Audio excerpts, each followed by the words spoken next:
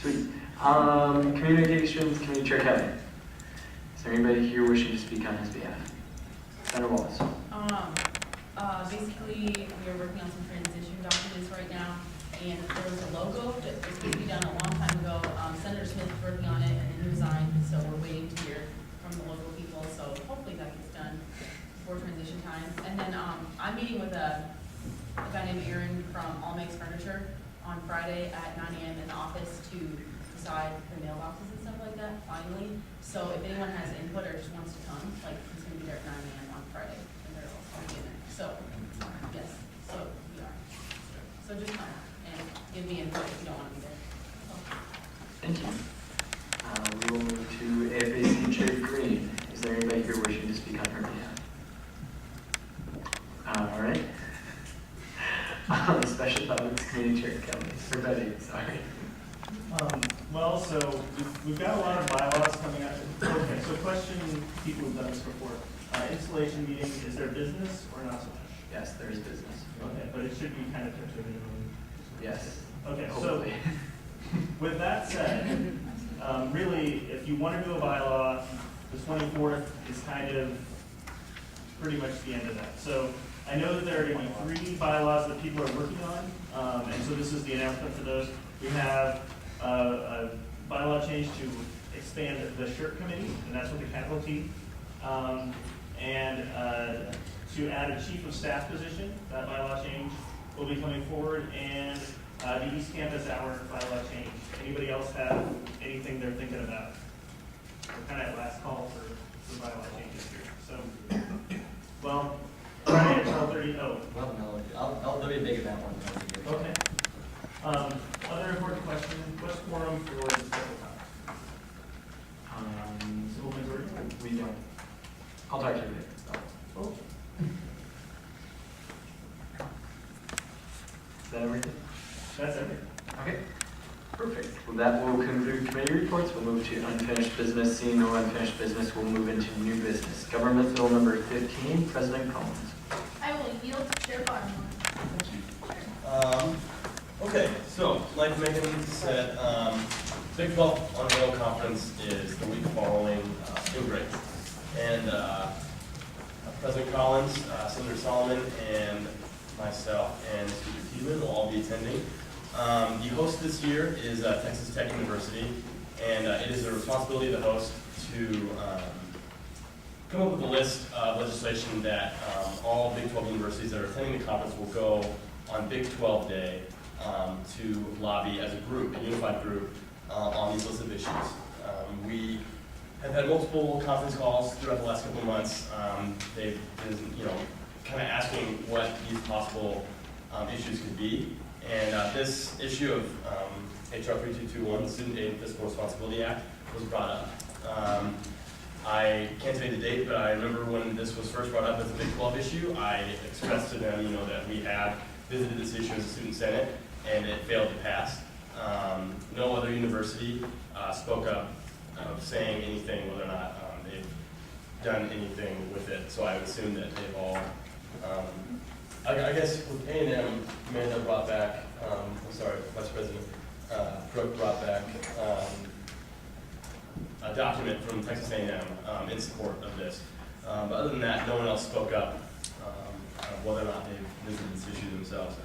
So this issue is a Big 12 issue. That's why we're bringing it back to be discussed tonight. I think what else? Yeah. With that, I guess I will just open it up to questions. Senator Shaw. Obviously, this is like really contentious last time, and I know it's contentious with NGLC, but some people changed their vote after that. Did you vote on it again, and what was the final vote with NGLC about this? No, I wouldn't say that anything has changed since we, we did have that last minute meeting with Mounier, Mary Jacobson and I did, and through speaking with him, her and I both did change our position on the issue itself.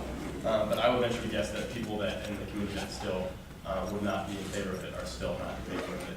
And just to add on to that, one thing I wanted to say is I feel like last time I approached this issue and I came out discussing it and opening with it when we brought it up last November, trying to get everyone, it's a very complex issue. It's a lot of different perspectives in it, and the process behind it is so intricate with so many different details.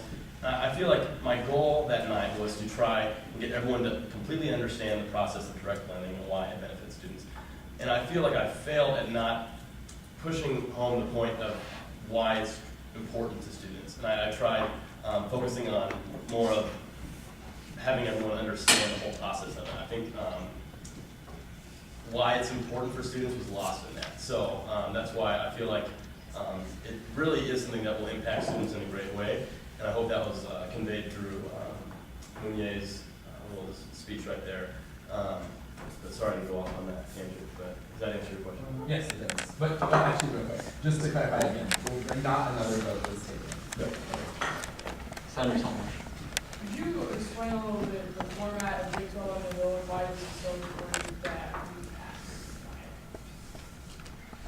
pass? Well, I think, that there's a state day where every university is, they go out as separate groups within their universities, and they have the liberty to discuss whatever issues they deem appropriate. In our case, it'll be HR 1285, I believe, the Don't Ask, Don't Tell. So that will be our specific state issue that we'll be able to talk with the different congressmen with that. I view Big 12 Day, the reason we have a separate day where we all get paired up, from what I understand, with different universities. We all go out as a unified voice on the issues that have been put forth by the sponsoring university. So that's why I thought it was important. Obviously, it's tradition that GLC presents directives and able to get permission to speak on behalf of the issue, so I thought it was only appropriate, since this was made a Big 12 issue, to bring it back to you guys and ask for your support to go as a unified Big 12 group and speak on this issue. Is that all right? Senator Darvish. Mr. Renier talked about some of the Congress people that voted against it, and he said it was because of constituency that they're going to employ in the private sector. What were the GLC people that were against this resolution? What were their concerns during our support of it? I think I would summarize the opposing views on this within the committee into what Munier kind of briefly touched on, as this is a very partisan issue.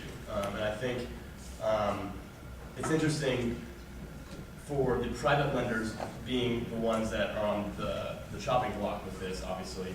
I think it's only normal that they would release these numbers.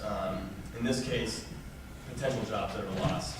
I think that was probably one of the biggest issues that students that had opposed to this had with the potential jobs that are lost. But I would say those are very speculative, and if you can remember, Munier talks about how there are possibly being jobs created that the director of NELNET has come out saying because of this issue. And so I think it's a scare tactic, honestly, that's being used by the different private lenders because they know that they're, like I said, on a chopping block. So that's what I would say would probably be the biggest opposition to this within the committee, would be the potential number of jobs that could be lost. I know the types of jobs and infrastructure. Do you have any idea how this would specifically affect those jobs? Like, would people answering phones, would those still be available, or would all of it just be conducted through, like, say, an administration building? Mm-hmm. What was explained to us by Munier was that the lending operations from NELNET, like they said, would be the jobs that would be lost. And a lot of them, like you said, were lost when the capital market crashed 2 years ago. What I think is important to know with places like NELNET are that those corporations like NELNET will still be operating as a servicing corporation. They will still be people that you will be able to call if you have questions on how to get money for a loan, or how to pay back the loan, stuff like that. They will still have jobs available for the servicing portion, but not the lending portion. So I think that's important too. I think one point that really hit home with me that Munier said was that we are all here